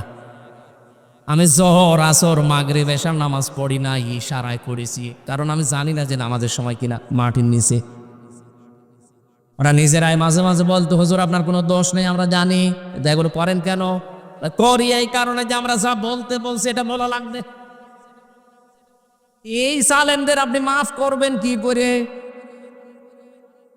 আগস্টের 5 তারিখের কয়েকদিন পরে আমার মামলা উঠেছিল। আদালত মামলাটা হাতে নিয়ে বলছে, জজ সাহেব যে এ মামলা কি দেখে বিচার করবো, এর ভেতরে তো কোনো মাল নেই, যা সব খারিজ করে দিয়েছে, বেকসুর খালাস। তার মানে আদালত কর্তৃক প্রমাণিত যে আমি নির্দোষ, আমার কোনো দোষ নেই। কথা বলি না কেন? তাহলে আমি নির্দোষ, আমাকে 3টা বছর আপনি আটক রাখলেন। আমার মতো কত আলেম এখনো পর্যন্ত ছেলে, কেউ 10 বছর, 11 বছর, 15 বছর, 22 বছর পর্যন্ত আমি দেখেছি। আলেমদেরকে আপনি সেই কারণ নিয়ে ধরেছেন, যেই নাম নিয়ে আপনি এদেরকে ধরেন, জঙ্গিবাদের তকমা দিয়ে, মৌলবাদের তকমা দিয়ে, এইটা ফেরি করেই তো এই 15-15.5 বছরে হাজারো মায়ের বুক খালি করেছেন। এখনো দেখছি অনেকেই ফাঁদে পা দেওয়ার চেষ্টায় আছেন, আপনি থামেন। মুসলমানদেরকে আপনি মৌলবাদ বলেন কোন কারণে? কথা বলে না কেন? মুসলমানদেরকে মৌলবাদ বললে এই দেশে 96% মুসলমান সবাই মৌলবাদ।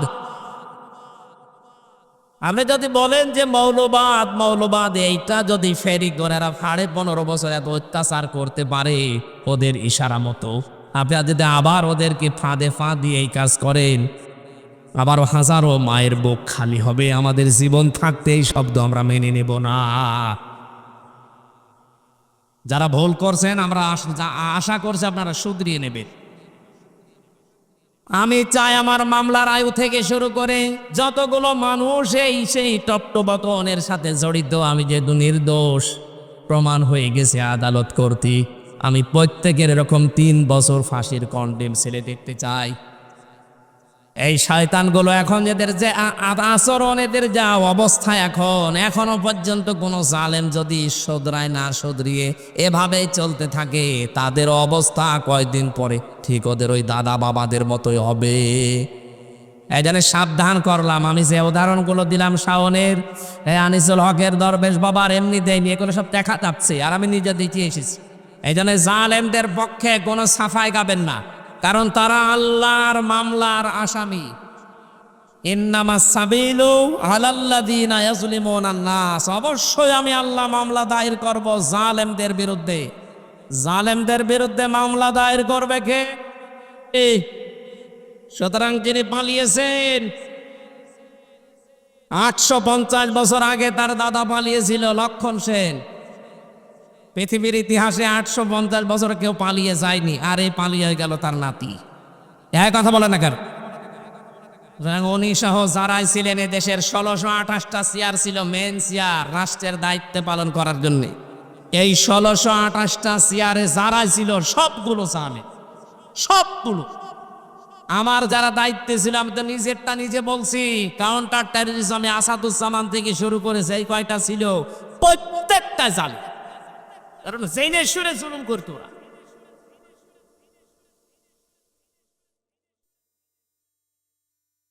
এজন্য এই 1628টা চেয়ারের একটা চেয়ারও আমরা এই জালেমদের কার দেখতে চাই না।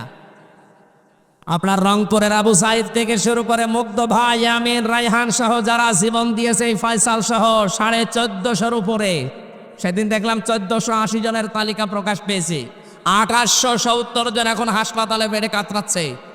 এই বিশাল স্যাক্রিফাইসের মাধ্যমে, উৎসর্গ করার মাধ্যমে যে স্বাধীনতা আমরা পেলাম, এই স্বাধীন দেশে কোনো জালেমের দোসরদেরকে চেয়ারে আমরা দেখতে চাই না।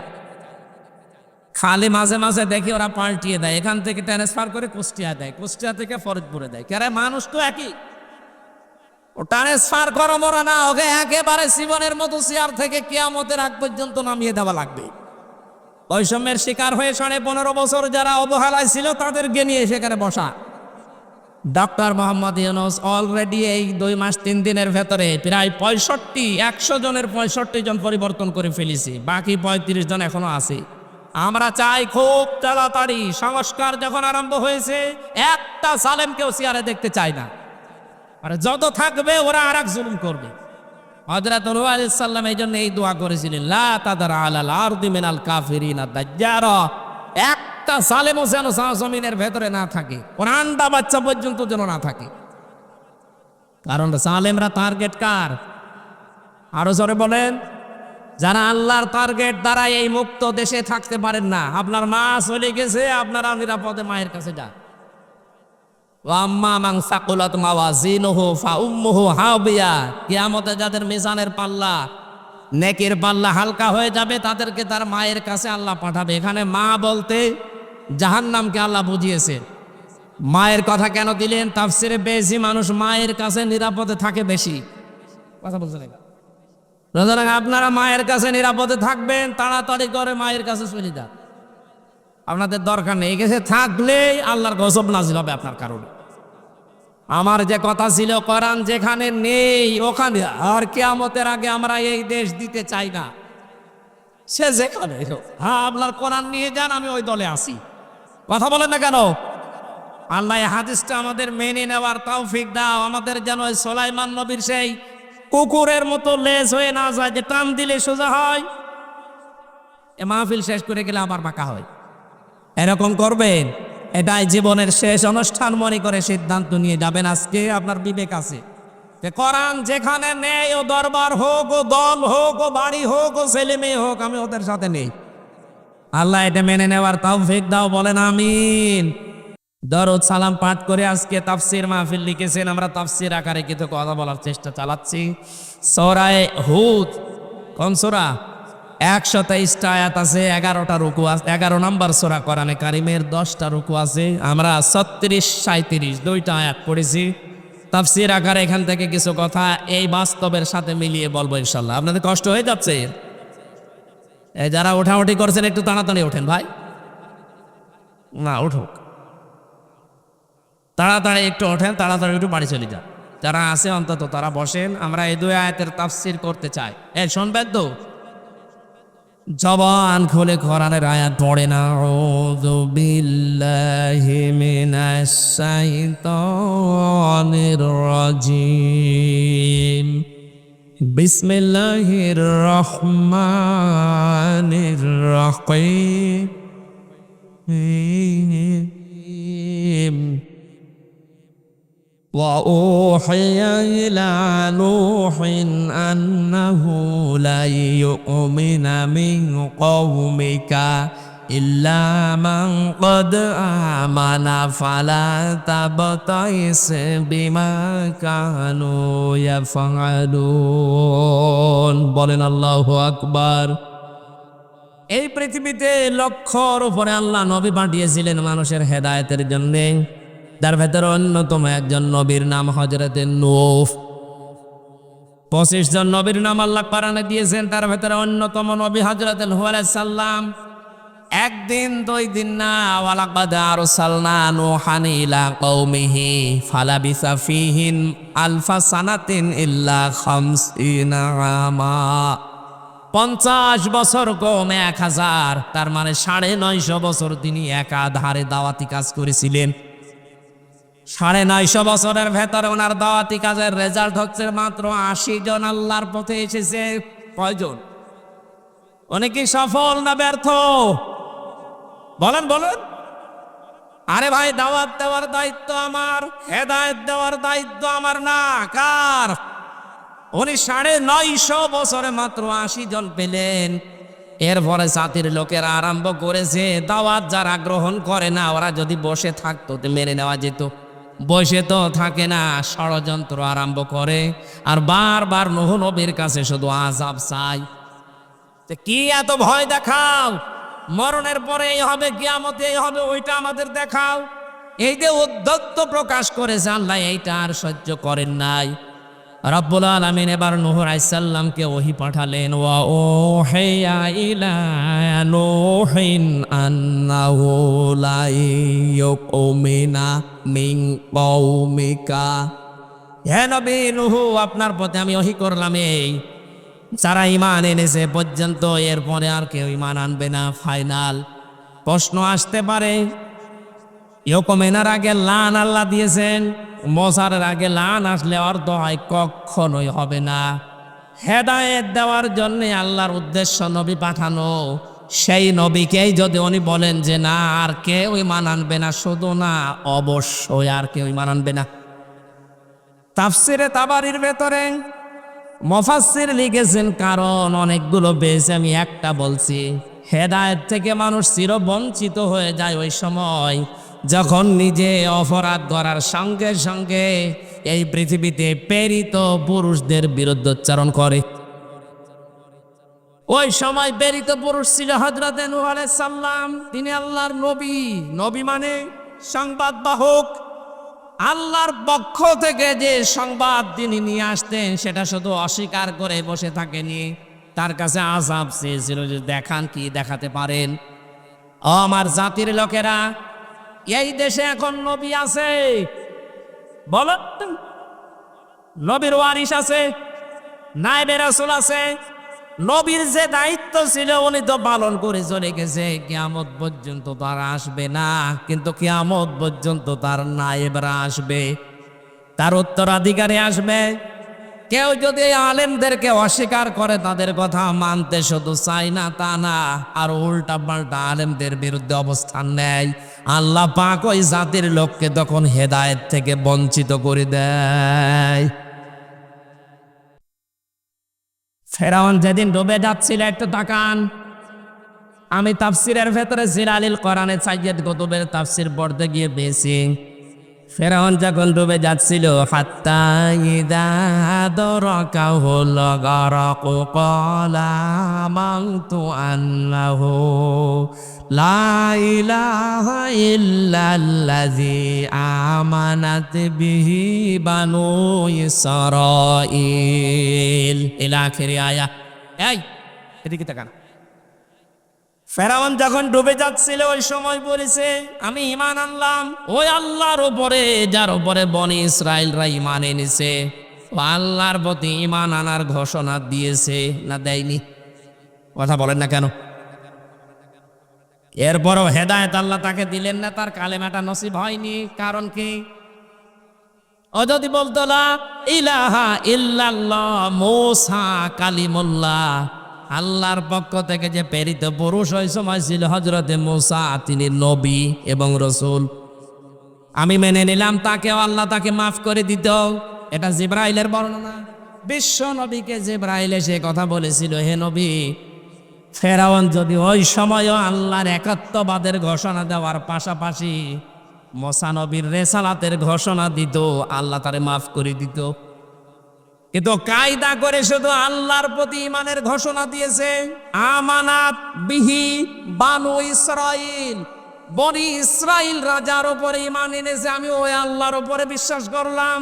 কিন্তু পরের শব্দে মূসা কালিমুল্লাহ এ শব্দ বলে না যে মূসা আল্লাহর রেসালাত প্রাপ্ত। এই জন্য জিবরাইলের মুখের ওপরে কাদা দিয়ে মুখ আটকিয়ে দিয়েছে, যেন পরের শব্দ বলতে না পারে। প্রশ্ন আসতে পারে, জিবরাইল এ কাজ করলো কেন? এ কাজ করার পেছনে যতগুলো কারণ, তার অন্যতম কারণ হচ্ছে কোন মানুষ যখন শুধু আল্লাহর বিধান মানবে, আল্লাহর হুকুম মানবে, কিন্তু তার পাঠানো প্রেরিত পুরুষ নবী এবং রাসূলদেরকে যারা মানবে না, এই মানুষকে আমার আল্লাহ আজ জীবনের শেষে হেদায়েত থেকে বঞ্চিত করে দেবে। আমি আয়াতের তাফসীর আমার মনে হয় যারা আলেম আছে তারা শর্টে বুঝে ফেলেছেন। এই দেশে আজ অনেককে আমরা নামাজ পড়তে দেখি, রোজা রাখতে দেখি, হজ করে আসে, কিন্তু বিশ্ব নবী মুহাম্মদুর রাসূলুল্লাহ 10 বছর এই কোরআন দিয়ে রাষ্ট্র চালিয়েছে। এই কথা যখন আমরা বলতে যাই তখন ওরা রাজনীতি মনে করে। আল্লাহর হুকুম ফেরাউনের মতো মানতে রাজি আছে, কিন্তু রেসালাতের ঘোষণা দিতে রাজি না। মুহাম্মদুর রাসূলুল্লাহ ঘোষণা দিলে নবীজির 10 বছর কোরআন দিয়ে রাষ্ট্র চালানো মানা লাগবে। এক কথা বলে না কেন? উনি টয়লেটে যাওয়ার সময় বলতেন, আল্লাহুম্মা ইন্নী আউযু বিকা মিনাল খুবুসি ওয়াল খাবাইস। বের হওয়ার সময় বলতেন, গফরানাকা আলহামদুলিল্লাহিল্লাযী আযহাবা আন্নিল আযা ওয়া আফানি। এই মুসলমানেরা, এই যে শব্দ দুইটা বলা আর বের হওয়া, 8-10 মিনিট টয়লেটে থেকেছে। আমি তো আজকে এইটা করে কিছুক্ষণ আগে এই যে কাজ করে আসলাম 8-10 মিনিট। পোড়াটা আমার রাসূলের তরিকায় ছিল, এর জন্য পোড়াটা ইবাদত। এই কথা বলা লাগবে, এটা ইবাদত না? বলে আমার 8-10 মিনিট রাসূলের তরিকায় থাকার কারণে যদি ইবাদত হয়, বিশ্ব নবীর জীবনে কেন মানুষ 8-10 মিনিট ছিল? বলেন। উনি 10 বছর এইটা দিয়ে রাষ্ট্র কথা বলতে গেলে, এর রূপরেখা দিতে গেলে, তখন আপনি রাজনীতি মনে করেন, দুনিয়ার কাজ মনে করেন, আমাকে শত্রু মনে করেন। আপনার মোহাম্মদ রাসূলুল্লাহ পড়া হয়নি, বিশ্বাস করেন আপনারও মরণের সময় ফেরাউনের মতো ঈমান নসিব হবে না। আমি তো এইটাই দেখতে পাচ্ছি এদেশে অনেকের জীবনে। এই যে দরবেশকে মাঝে মাঝে দেখতাম আল্লাহর ঘর কাবায় যেত, হজ করে আসতো, নামাজ পড়ে রোজা রাখে, এত বড় বড় দাঁড়িয়ে গেছিল, কিন্তু রসুলের জীবনের কথা যখনই বলতে যাবেন, রাজনৈতিক জীবন যেটা বিপ্লবী জীবন, বলতে গেলেই জঙ্গিবাদ, বলতে গেলেই মৌলবাদ। এক কথা বলে না কেন? আপনি আর ফেরাউন তো এক। শুধু উনি না, এদেশে এখনো অনেক দরবেশ এমন আছে। এক কথা বলা লাগবে, আল্লাহর কথা বলেন, ঠিক আছে, নামাজ পড়ি, আমি রোজা রাখি, আমি হজ করে এসেছি, কিন্তু রাসূলের রিসালাত মেনে নেওয়ার কথা যখন বলা হয় মুহাম্মাদুর রাসূলুল্লাহ, তখন রাজনীতির গন্ধ খুঁজে। আমার মনে হয় এখন যদি রাসূলুল্লাহ বেঁচে থাকতেন, ও ঠিক ফেরাউনের মতো আচরণ করত। আমার সাথে যদি করতে পারেন, আমি যে রসুলের নায়েব, রসুল থাকলে ওইটাই করতেন। বিশ্বনবীর টয়লেট আপনি মেনে নিতেন 10 মিনিট, রবির খাওয়া মেনে নিতেন 8-10 মিনিট, কিন্তু বিশ্বনবী মুহাম্মাদুর রাসূলুল্লাহ সাহাবীদের সাথে যে আচরণ করেছিলেন, কাফেরদের সাথে যে আচরণ করেছিলেন, 27টা যুদ্ধে তিনি নিজে নেতৃত্ব দিয়েছিলেন সেনাপতি হয়ে, ওইটা দেখলে আপনি বলতেন এটা জঙ্গিবাদ। আল্লাহর কসম, আপনার হজ করার পরে, নামাজ পড়ার পরে, রোজা রাখার বড় মরণ হবে ফেরাউনের মতো। ও আশা করছি আমি কথা বোঝাতে পেরেছি। ক্লিয়ার না হলে আমি রিপিট করব। যারা আল্লাহর কথা মানতে চান ফেরাউনের মতো লা ইলাহা ইল্লাল্লাহ, কিন্তু মূসা কালিমুল্লাহ মানতে চান না, আপনার মরণ হবে ফেরাউনের মতো বেঈমান অবস্থায়। ঘোষণাও দিয়েছিল আনা মিনাল মুসলিমিন, আমি তো মুসলমান। এরপরও ফেরেশতারা বারবার আমার পানির ভেতরে চুবাই কেন? আল্লাহ বলেন আল আন, এখন এর আগে তুই বড় সন্ত্রাসী স্বৈরাচারী ছিলি, মানুষের উপরে জুলুম করতি। এই জন্য মানুষ হয়ে যারা মানুষের উপরে জুলুম করে, তাদেরকে আল্লাহ হেদায়েত থেকে বঞ্চিত করে দেয়। এরা নবীর কথা মানে নাই, শুধু মানে নাই তা নাই, ঠাট্টা বিদ্রুপ করতে আছে এবং বলছে কিয়ামত নিয়ে আস, আযাব নিয়ে আস। আল্লাহ তখন বলেন আর ঈমান আনবে না ওরা। আন্নাহু লা ইউমিনু মিন কওমিকা ইল্লা মান ক্বাদ আমানা, যারা ঈমান এনেছে আপনার ওই 80 জন, এর বাইরে আর কেউ ঈমান আনবে না। সুতরাং আমাদের কপাল পুড়ে গেছে। আপনি এক কাজ করেন, ফালা তাবতাইজ, আফসোস করবেন না ওদের জন্য, বিমা কানু ইয়াফআলুন, ওদের কাজের উপরে ছেড়ে দিন। আমি আল্লাহ এবার দেখছি কি করা যায়। হযরতে মুসা, হযরতে নূহ আলাইহিস সালামকে আল্লাহ এবার আদেশ দিলেন,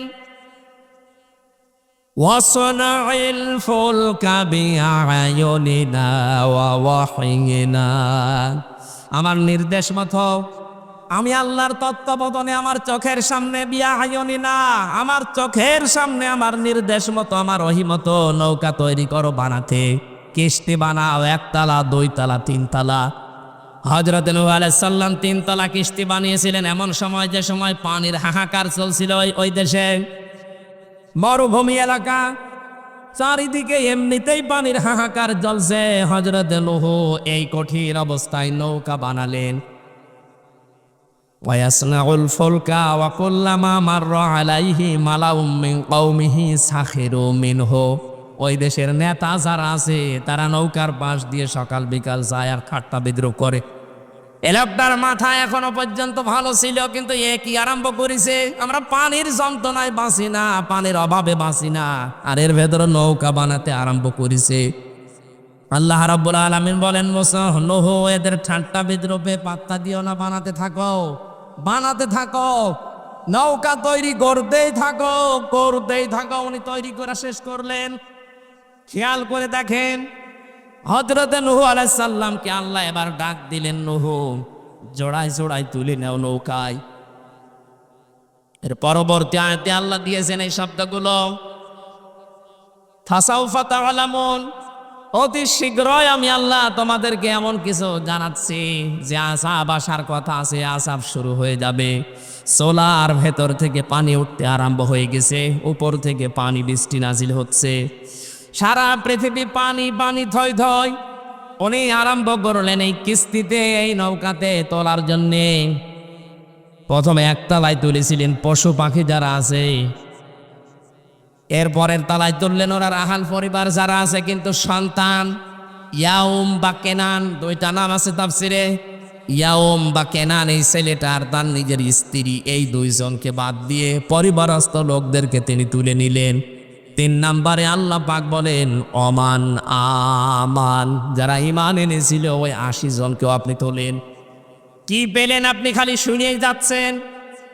ইতিহাস থেকে এই তাফসীর থেকে শিক্ষার বিষয়ে আজ যারা এই 15.5 বছরে তাদের এই নৌকাকে নূহ নবীর নৌকার সাথে তুলনা দিয়েছিলেন, এক কথা বলেছেন এখন। আরে নূহ নবীর নৌকায় উঠতে হলে শর্ত হচ্ছে ঈমান থাকা লাগবে। কোন জালেম নৌকায় উঠতে পারবে না। আর আপনি কি করলেন? বাবার নৌকা বানানো, একেবারে 15.5 বছরে যা তুলেছেন সবগুলো জালেম, একটা কেউ বাদ গেছে জুলুম থেকে? আপনি তাকান, 15.5 বছরে আপনি যাদেরকে তুলেছিলেন নৌকায় অধিকাংশ গুলো সব বেঈমান আর সবগুলো জালেম। অথচ নৌকায় উঠতে হলে ইমানদার হওয়া লাগবে, বেঈমান হওয়া যাবে না, জালিম হওয়া যাবে না। সব তুলে নিয়েছেন। কোন জায়গা জুলুমে বাদ গেছে? বাজার পর্যন্ত বাদ যায়নি। রিকশাওয়ালা ফকির, ফকিরের ভিক্ষা করার টাকা থেকেও জালেমরা টাকা নিয়েছে। আমি নাম ধরে ধরে বলতে গেলে অনেক সময় লাগবে, ইঙ্গিত দিলাম। অথচ নৌকায় তারাই উঠতো যাদের নৌকায় ওঠার কথা, তাদেরকে আপনি নৌকায় তুলেননি। আল্লাহ পাক বলেন নৌজন সব যখন তোলার পরে যখন নৌকা ছাড়বে, আমি বলেছি বলো অকালার কাবু ফিহা বিসমিল্লাহি মাজরেহা অমর সাহাইন্না রব্বিলা গফুরুর রহিম। এখানে আরোহণ করার পরে কয়েকটা কথা বলতে বলেছিলেন। হযরত নূহ বলেছিলেন রব্বুল আলামিন আমার এই কিস্তি, এই নৌকা চলতে থাকবে, এর গতি আপনার নামে, এর স্থিতি থেমে যাবে তাও আপনার নামে। এখানে নৌকা দ্বারা আমি একটা বিষয় সামনে নিয়ে আসতে চাই। নৌকা আল্লাহর বিধান মতো তিনি বানিয়েছিলেন, এটা আল্লাহর একটা নিদর্শন। এটা আল্লাহর কি? আরো জোরে বলেন। এই পৃথিবীতে এখন যত নিদর্শন আছে সব চাইতে বড় নিদর্শন হচ্ছে আল্লাহর পাঠানো ইসলাম। আরো জোরে। তাহলে এইটাও কেউ যদি আপনি নৌকা ধরেন, আল্লাহর এই ইসলাম, এই জীবন বিধান, এই দিন, এটা এই দেশে চলতে থাকবে আল্লাহর নামে এবং থামবেও আল্লাহর নামে। সুতরাং এর বৈঠা যিনি ধরে আছেন, ওই নৌকার বইটা ধরেছিল হযরত নূহ আলাইহিস সালাম। আমাদের এই দেশে যারা আল্লাহর এই বিধানের বইটা ধরে আছে, অবশ্যই আপনাকে কর্মী হিসাবে নৌকায় ওঠার পরে আপনার দায়িত্ব শেষ। চিন্তা ভাবনা বাদ দিয়ে নৌকায় উঠে বসে থাকেন, বাকি নৌকা জান্নাতে পৌঁছিয়ে যাবে। হযরত নূহ আলাইহিস সালামকে আল্লাহ আদেশ দিলেন, সাবধান, তোমার সন্তান কিন্তু এই যে ডুবতেছে, তোমার স্ত্রী ডুবতেছে। ওয়ালা তুখাতিবনি ফিল্লাযীনা যালামু ইন্নাহুম মুগরাকুন। ও নবী নূহ, নিজের আপন সন্তান, আপন স্ত্রীর এই কঠিন অবস্থা, ডুবন্ত অবস্থা দেখে আমি আল্লাহর কাছে জালেমদের পক্ষ হয়ে কিছু বলবা না। সুতরাং আমরা আল্লাহর আয়াত থেকে শিক্ষা নিতে চাই। এই 15.5 বছর যারা জুলুম করে জালেম হয়ে এখনো পর্যন্ত আছেন, তাদের পক্ষে আমরা যেন কেউ কথা না বলি। সে ছেলে হতে পারে, বংশের লোক হতে পারে, নিজের আপনজন হতে পারে, কিন্তু না, জালেমের পক্ষে কথা বলা নিষেধ। কার? আরো জোরে বলেন। আল্লাহর এই আদেশকে আপনি ওভারটেক করবেন। এই আদেশ ওভারটেক করে নামাজ হবে, রোজা হবে, আশা করছি আপনি থামবে। আর নৌকার মা অর্থ আমি করেছি আল্লাহর বিধান, এদেশে আল্লাহর দিন কায়েমের জন্য যারা চেষ্টা চালাচ্ছে তারা নৌকার মাঝি, বৈঠা নিয়ে তারা বসে আছে, চেষ্টা চালাচ্ছে। আমরা যেহেতু নৌকায় উঠে বসে আছি, আমাদের উচিত হবে এখন নৌকা চলতে থাকবে আল্লাহর নামে। এর গতি, এর স্থিতি কোথায় কোথায় থামবে, এটার বিধান, এর খবরদারি করবে যারা দায়িত্বে আছে তারা। কথা বোঝাতে পেরেছি? কোনো চিন্তা নেই, নৌকা চলতেছে, নৌকা চলতে থাকবে, আল্লাহর বিধান।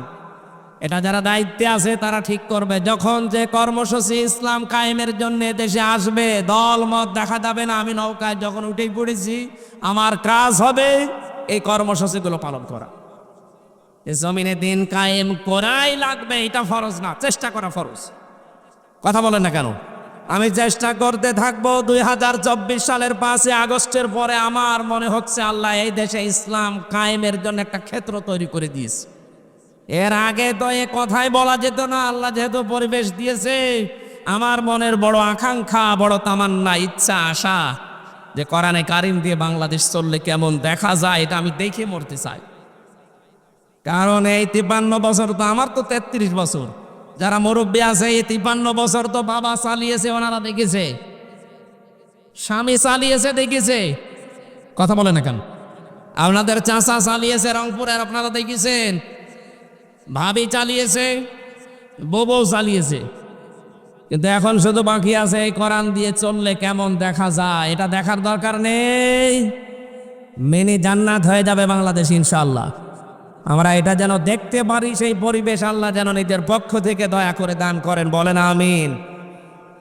জেলে থাকা অবস্থায় পারিবারিক কিছু কাজ কারবার নিয়ে, বিশেষ করে পরিবারের যে অবস্থা, অধিকাংশ মানুষ জেলে যায় দেখলাম এই ডিভোর্সের কারণে। পারিবারিক শান্তি নেই, অশান্তি, এই নিয়ে আমলের বিষয়ে একটা বই লিখেছিলাম, বাইরে এসে পাবলিশ করেছে, গাড়িতে পাওয়া যাচ্ছে। আপনারা মেয়েদের জন্য নিয়ে যাবেন, আমলের জন্যে। আজকের মতো শেষ করে দিচ্ছি, আগামীতে কোনো জায়গায় রাতের বেলা নিয়ে আসবেন, দিনের বেলায় মাহফিলে গ্যাঞ্জাম হয় বেশি। আল্লাহুম্মা আমিন। লা ইলাহা ইল্লা আনতা সুবহানাক, লা ইলাহা ইল্লা আনতা সুবহানাকা ইন্নী কুনতু মিনাজ জালিমিন। রব্বুল আলামিন। দিনাজপুর জেলার বিরল থানা ধর্মপুর এলাকার মানুষেরা কোরআনে কারিমের আয়োজনে আঞ্জাম দিয়েছে। চাতক পাখির মতো তারা বসে বসে শুনছিল। এই মানুষগুলোকে হযরতে ওমরের মতো হেদায়েত দিয়ে দাও। হযরতে নূহ আলাইহিস সালামের জীবন থেকে যে কয়টা শিক্ষা আমরা পেয়েছি, আল্লাহ কোন জালেমের পক্ষে যেন আমরা সাফাই না গায়ে, এরকম ঈমান মন মানসিকতা আমাদের দিয়ে দাও। এদের যখন ওর যত মানুষ জীবন নিয়ে গেল, আল্লাহ কি মানুষগুলোকে তুমি শাহাদাতের সর্বোচ্চ মাকাম দিয়ে দাও। চপালে বেঁচে যে কারে আল্লাহ আলেমদেরকে তুমি আলেম হিসেবে মঞ্জুর করো। আজকের মাহফিলের সভাপতি, সভাপতি, প্রধান অতিথি, বিশেষ অতিথি, দল বক নির্বিশেষে আমরা সবাই চাই তোমার আইপিএ চলছে। জীবনের বড় সামরতা মাত্রা আকাঙ্ক্ষায় জামা আল্লাহ দেখছি যেন পড়তে সম্মানিত মা ওনারা যারা এসেছে, এদেরকে তুমি খাদিজার মতো আয়সা পদ বাগিয়ে দাও, স্বামী সংসারে শান্তি দাও। আইলে দালাও রংপুর বিভাগের মানুষেরা এই প্রীতি করিক মানুষ, কে মানুষ রোগের অভাব আছে আল্লাহ কি তোর কোলে এদের সরকার তো দেখিস এগুলো বলিয়ে দা